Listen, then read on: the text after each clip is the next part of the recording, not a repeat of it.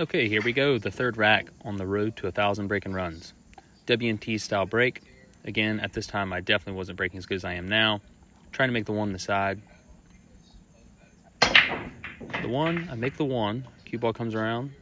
Watch the 9 ball. Ooh, hits the point. I am playing early games count, so if the 9 ball goes in early, I am counting that as a run on the road to 1,000 breaking runs. Combinations are definitely one of my weakest points of the game. This one here is sitting pretty easy, and that concludes this one.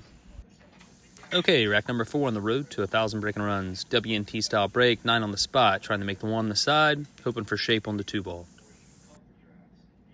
I made the 1 on the side. The 2 ball is near the 6, as you can tell. I instantly start looking at the combination. I decided to shoot the combination, but I'm trying to figure out exactly where the 2 ball is going to be, where the cue ball is going to be, make sure to hold shape.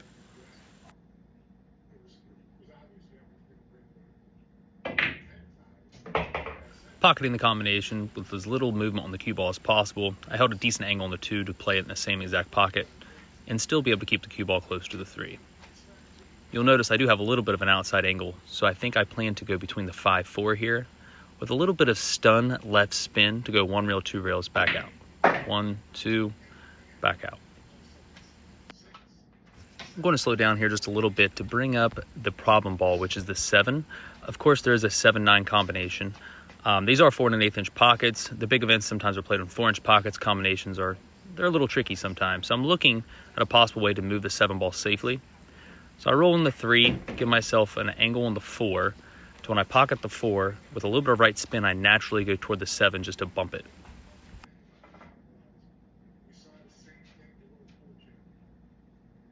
As you can tell there, I was checking out my line to see exactly where I want the cue ball to be. I hit this with a right spin, and the plan is to go 1 rail, 2 rails, the last rail being the long rail, and bump the 7 out toward the middle of the table. Nice and easy. Just like so. Now the 7 is easily accessible for all other 5 pockets.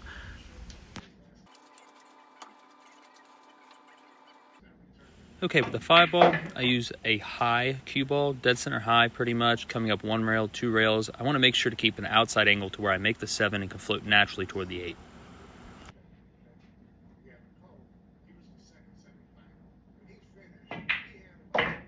You'll notice with the 7 ball that was pocketed, the cue ball came straight down. That was just a stop shot, basically, using the natural angle to carry the cue ball down for the 8.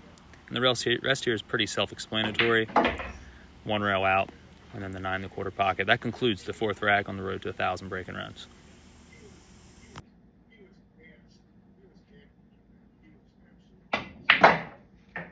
If you enjoy this stuff, stay tuned for rack number 5.